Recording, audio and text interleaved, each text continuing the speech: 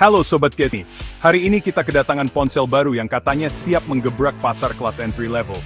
Ini dia, Infinix Smart 10 Plus.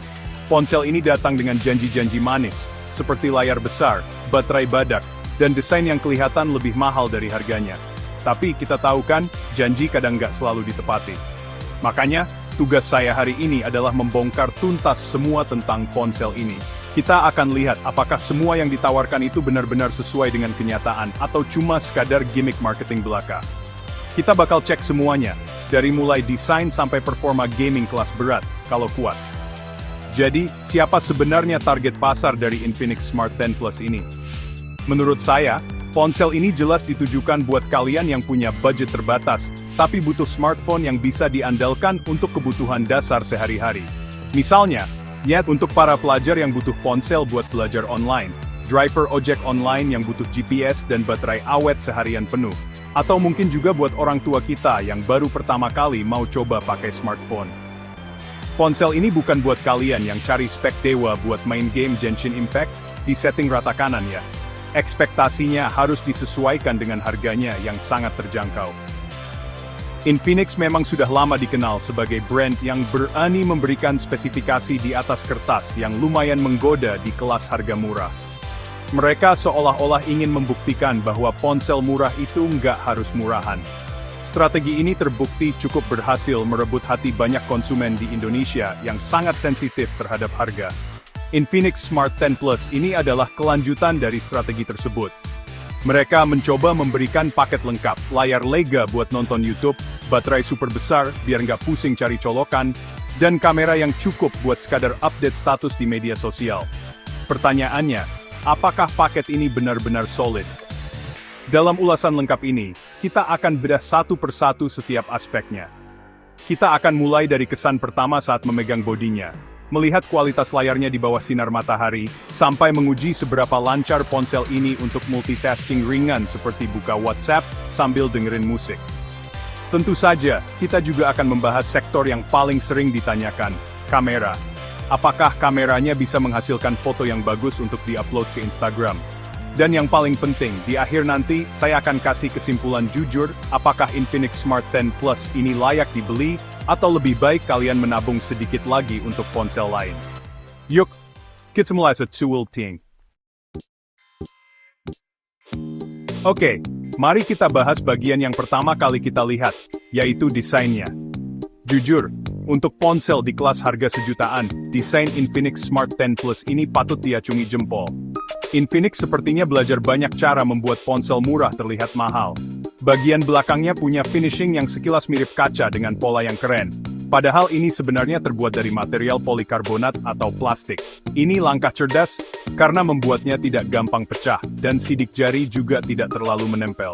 Modul kameranya juga dibuat besar dan modern, mengikuti tren desain ponsel-ponsel yang harganya jauh lebih mahal.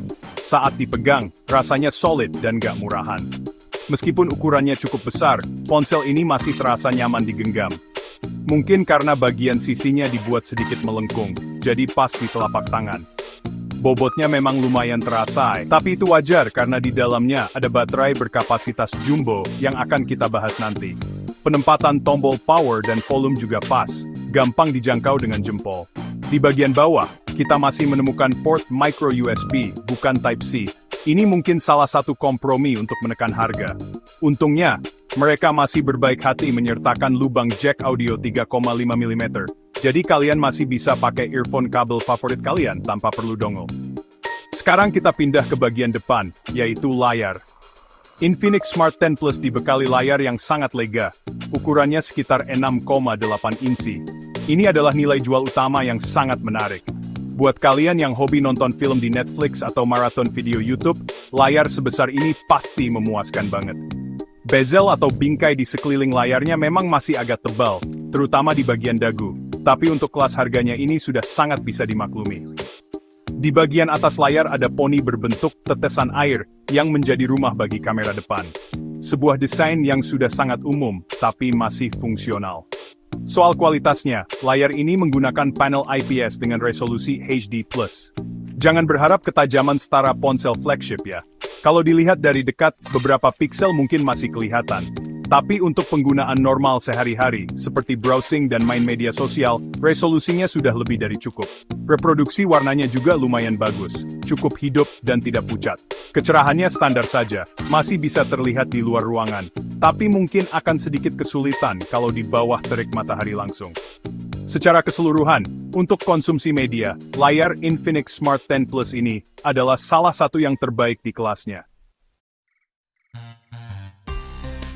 Sekarang kita masuk ke bagian jeroan, yaitu performa. Infinix Smart 10 Plus ditenagai oleh prosesor yang memang dirancang untuk ponsel kelas entry level. Jangan harapkan performa sekencang chipset kelas menengah. Untuk penggunaan sehari-hari, seperti chatting di WhatsApp, browsing, buka Instagram, atau nonton TikTok, performanya sudah cukup lancar.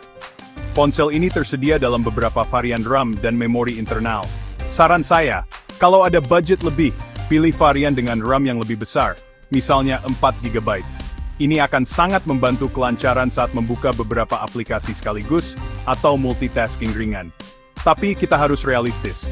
Kalau kalian mulai membuka banyak aplikasi berat secara bersamaan, atau beralih antar aplikasi dengan cepat, akan terasa sedikit jeda atau lag. Ini wajar untuk ponsel di kelas harganya.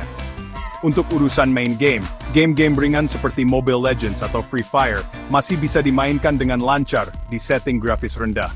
Tapi kalau kalian coba main game berat seperti Genshin Impact atau PUBG Mobile di setting tinggi, ya jangan harap. Ponsel ini akan langsung kewalahan dan frame rate-nya akan drop parah.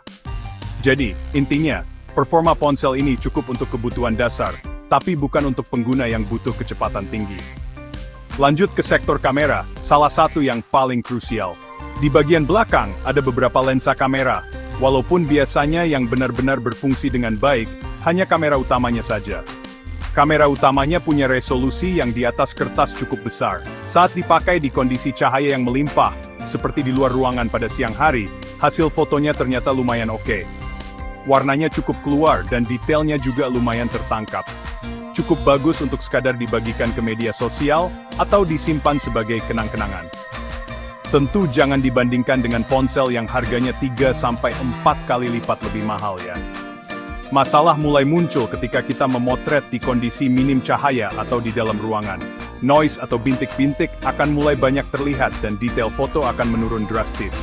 Ini adalah kelemahan klasik dari hampir semua ponsel di kelas harga ini. Fitur mode malam yang ada kadang membantu, tapi hasilnya tidak terlalu signifikan. Untuk kamera depan, kualitasnya standar saja. Cukup untuk video call atau selfie sesekali di tempat yang terang. Kalau mau hasil selfie yang bagus, pastikan kalian mencari sumber cahaya yang baik.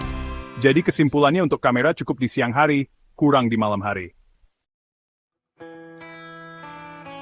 Salah satu kelebihan paling besar dan tidak bisa diganggu-gugat dari Infinix Smart 10 Plus adalah kapasitas baterainya. Ponsel ini dibekali baterai berkapasitas jumbo, biasanya di angka 5000 mAh atau bahkan 6000 mAh. Dengan baterai sebesar ini dan spesifikasi hardware yang tidak terlalu boros daya tahan ponsel ini luar biasa awet. Untuk penggunaan normal seperti chatting, media sosial, dan sedikit nonton video, ponsel ini bisa dengan mudah bertahan seharian penuh. Bahkan seringkali bisa sampai 2 hari tanpa perlu diisi daya. Ini adalah penyelamat bagi kalian yang sering berada di luar ruangan dan malas bawa power bank. Selain baterai, ada beberapa fitur tambahan yang jadi nilai plus. Misalnya, fitur keamanan seperti sensor sidik jari, yang biasanya diletakkan di bagian belakang atau samping, serta fitur face unlock. Keduanya bekerja cukup responsif sih, meskipun tidak secepat ponsel kelas atas. Infinix juga biasanya menyertakan slot kartu SIM ganda yang terpisah dari slot microSD.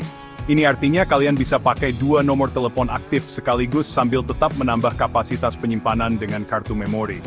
Ini adalah fitur kecil tapi sangat berguna bagi banyak pengguna di Indonesia. Sistem operasinya, XOS, juga punya banyak fitur kustomisasi yang menarik. Tentu saja, ada harga yang harus dibayar untuk semua kelebihan itu. Kekurangan ponsel ini terletak pada hal-hal yang mungkin tidak terlihat pada pandangan pertama. Kualitas material bodinya yang dari plastik memang membuatnya ringan, tapi juga terasa kurang premium dan mungkin lebih rentan tergores. Absennya port USB Type-C juga terasa agak ketinggalan zaman di tahun 2025 ini. Selain itu, dukungan update software biasanya tidak secepat dan selama brand-brand besar.